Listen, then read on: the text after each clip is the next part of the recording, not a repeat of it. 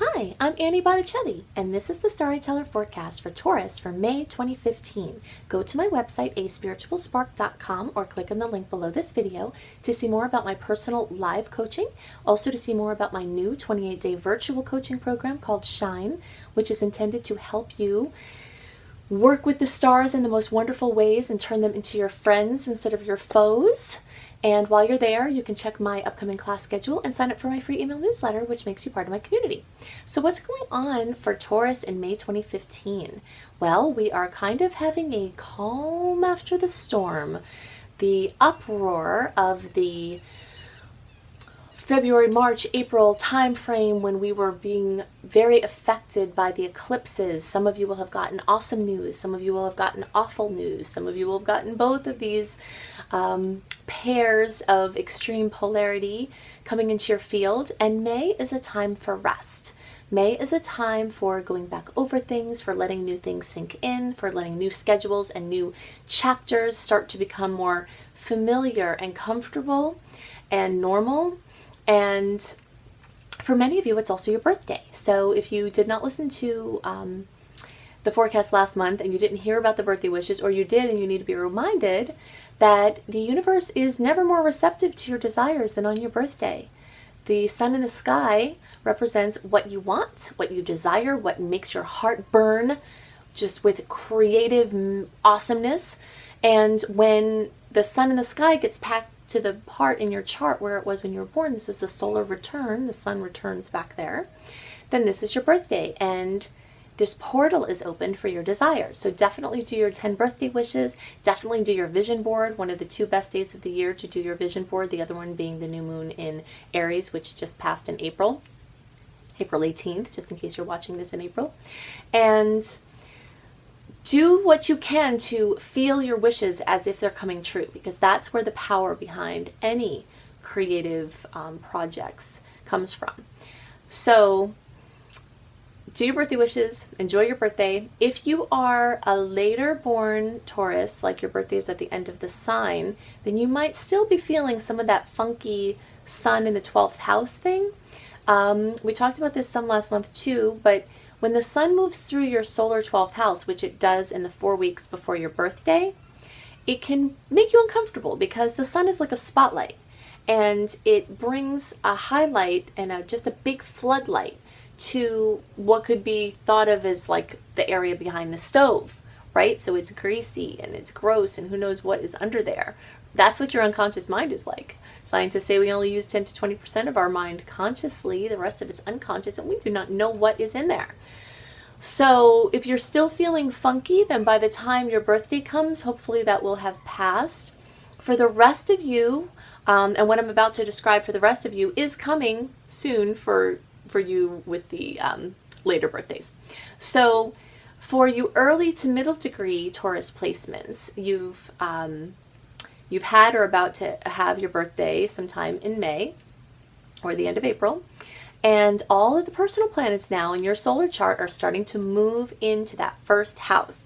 So it's just beautiful how it's set up, because if you imagine what the chart looks like, looks like a pizza pie. You know, I'm Italian, and not that they necessarily make pizza in Italy, but still, pizza is a very big part of life for a lot of people, and definitely a lot of people from New York who are Italian, like me. So I think of food a lot. And the astrological chart looks like a pizza pie. It has 12 slices, if you look at it, and each of those slices shows us a different field of experience, 12 different fields of experience we have as humans. And when the planets move through in their orbits, which of course the sun doesn't actually move, right? But this is from the perspective of being on the earth. So from our perspective it moves, and so from the chart's perspective it moves. Then the sun spends about a month in each of these 12 signs or fields of experience, and then after 12 months it gets back to the place that it was. So every time it moves into a different house, it's highlighting or putting a spotlight on a different field of experience. It's saying, hey, pay attention here. Hey, look at this. Hey, look at that. And then it goes around the full circle and it comes back. That's why if you pay attention to the sun cycles, you'll notice that some things are cyclical. You know, I noticed at some point before I got into astrology, like, hey, this time of the year seems to kind of suck for me all the time, but this time of year I always seem to be on fire somehow. And now I understand why, because different aspects of my chart and your chart are being highlighted at different times of the year. So when the sun moves into the solar 12th house, which is the last house, which is the deep unconscious, which is all of the place where our belief systems are, which create our lives, it highlights that area and says, hey, this is what you believe. Whatever you believe, you create. So in order to prepare for the rebirth that happens on your birthday and for the month after your birthday, then you've got to do the soul searching. You got to do the deep going within. You got to do the reconsidering. You got to do the, going back into the stuff that is creating your world, going back into, the molds that's making your reality. And that's what the 4 weeks before your birthday is all about. Then starting on your birthday and afterwards, then you're like, bam, got a new rebirth, got new energy, I'm excited, it's a new year, it's a new cycle. And then the personal planets, which are the sun, moon, Mercury, Mars, Venus, you start to have the personal planets moving into that first house, which is the house of your physical body, is the house of your, what you show the world, how people see you. If you were to take, ask someone to describe you, what they describe, the words they use to describe of you would be your ascendant. How you describe you would usually be your sun. But for the chart, we look at the solar house, which puts either your sun or your ascendant on that 12th house line.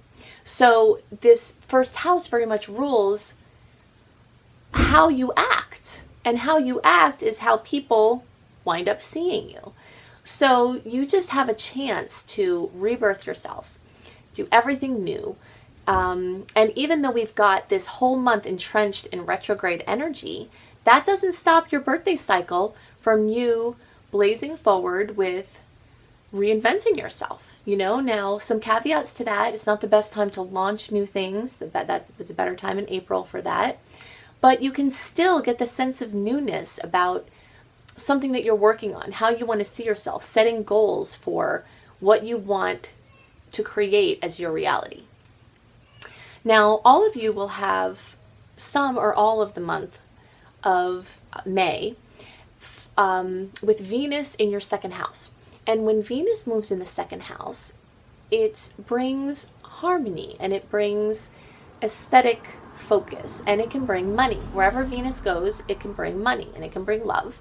But when the money planet goes into the second house of finances and material possessions, the question of what you value really comes up.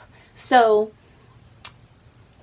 you might start asking those questions. Are these things that I have the things that I value? Going back over things, are the things I have the things I value? Now, while you have new birthday energy going on, simultaneously, you have going backwards over things from the retrogrades. So this is all going to be happening at the same time, and you'll be experiencing it at the same time, similar to how many of you may have experienced the eclipses. You might have one phone call with awesome news, and you're like, wow, this is awesome, this is going on.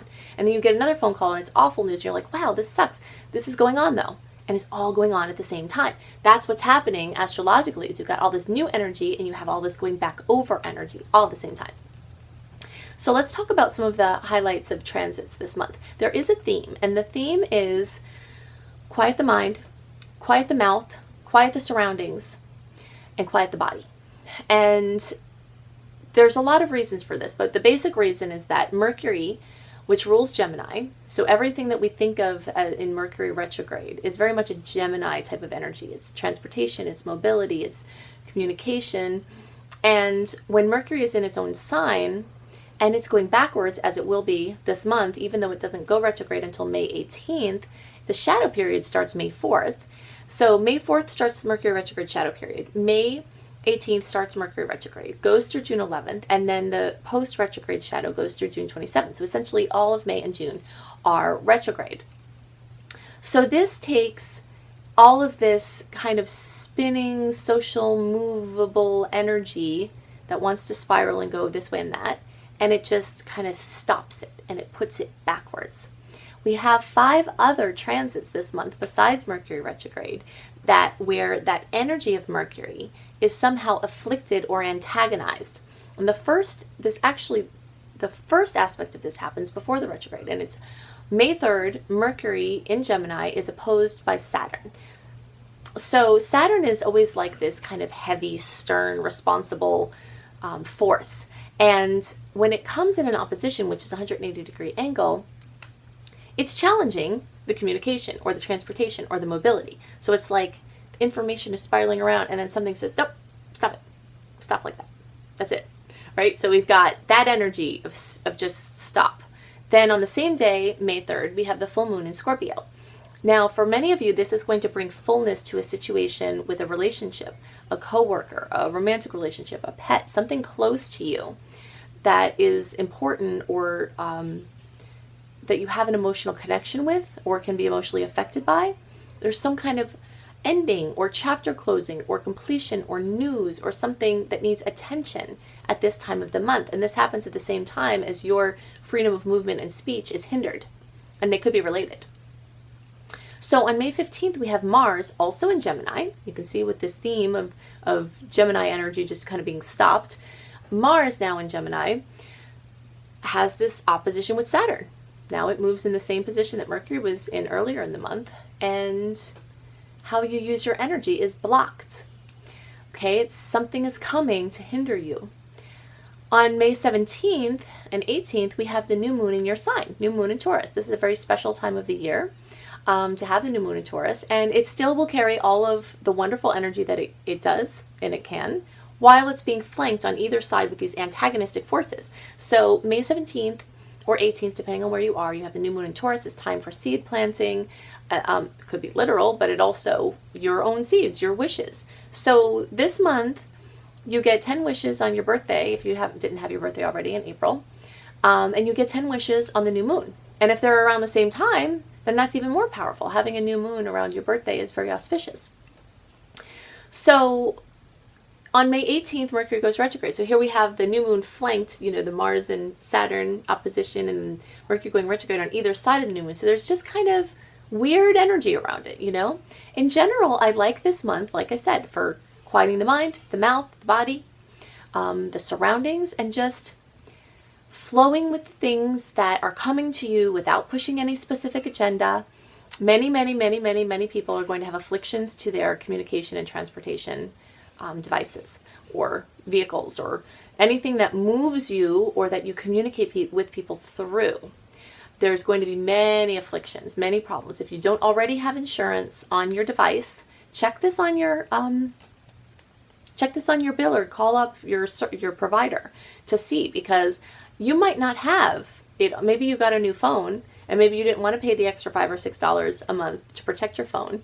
And then this month, with all this chaotic energy going backwards and affecting communication in challenging ways, someone could run over your phone or you drop it in the toilet and then you're like, what? I have to spend $300 to get another phone because I didn't have the insurance?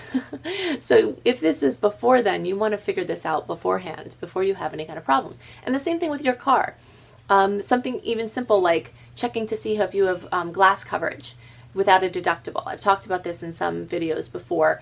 When you check on your insurance policy, because either you have a glass policy that is under your regular comprehensive deductible, or it's just you don't have to pay anything. And you might only need an inspection and a small increase to have your windows covered, so that if anything happens to your windows, then you don't have to pay the deductible. Things like that. Just reconsidering, questioning, going back over anything involving your car, your bike, your movement of your body, how you're using your energy that way, how you communicate, what you communicate on, what you communicate through.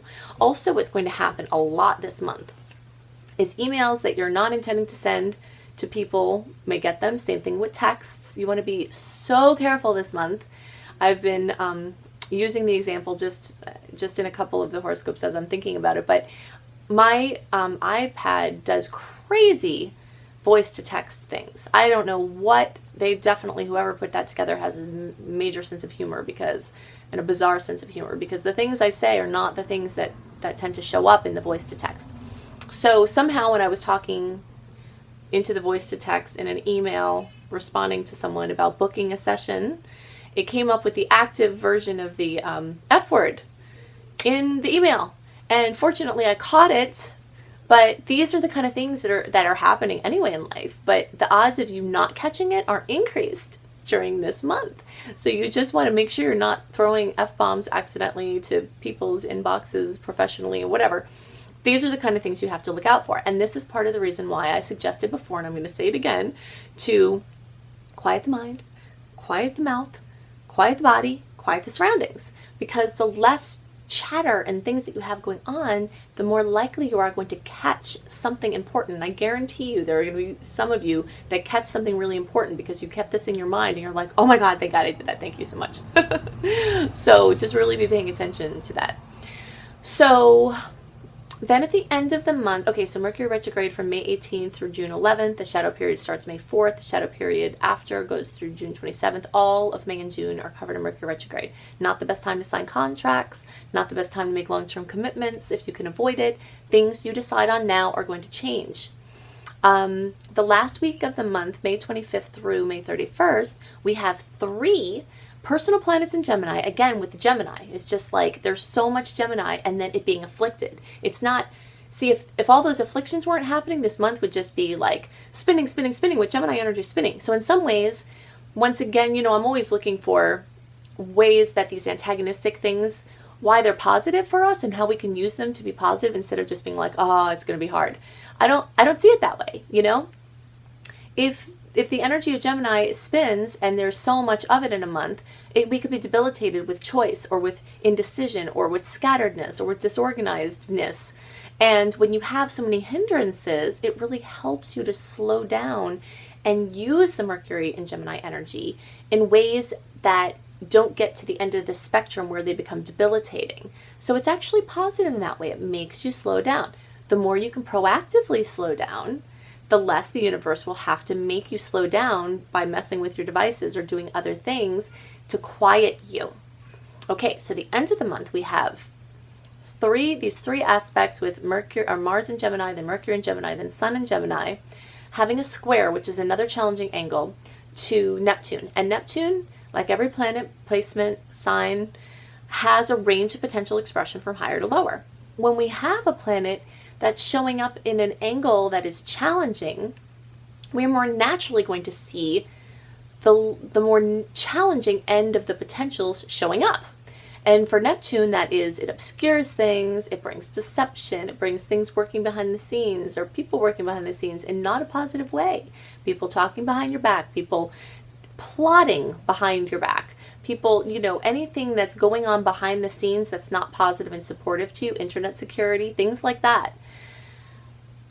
This is a good time to make sure all your internet things are working, your security is on top of everything, that you change your passwords, and you can preempt this time by changing passwords. You can definitely back up your devices. If you don't have your devices backed up, you really need to do this before this time. So when Neptune comes in, it obscures things, it brings chaos, it brings confusion. This is a month to just basically accept that you're not going to know what the heck is going on and be okay with that. So that's why I love astrology. I love astrology for a lot of reasons, but one of the biggest reasons is because if you know that these things are coming, then when it comes, then you don't have to knock your head against a wall going crazy. You can say, oh, right, it was suggested that these things might happen. And so when they happen, then it's like, okay, this too shall pass. I don't have to get myself crazy. I get to make the choice how I'm going to experience this. There are a lot of choices in life that we do not have. One of the choices we do have is how we're going to see something, how we're going to experience something with the power that we do have at this moment. You can make a different choice. So just be content to relax, go back over things, look at old projects, connect with people from the past, and just chill out and be quiet, basically, and you'll keep yourself out of a lot of trouble. So I can't see what's going on in your chart. Your birthday time is a fantastic time to have an astrological reading.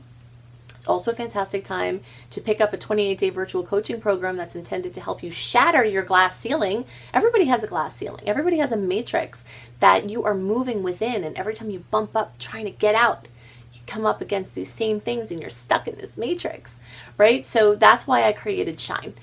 my 28-day virtual coaching program, was available on a sliding scale. You can see it at my website, aspiritualspark.com, or click on the link below this video. And of course, it's a moon cycle, which takes 28 days to make a habit and to break a habit. So it's a good idea. So while you're there, sign up for my free email newsletter and check out my class schedule. I hope you have a wonderful month. For those of you who have birthdays, I hope you have wonderful birthdays, and I'll see you next month. Bye.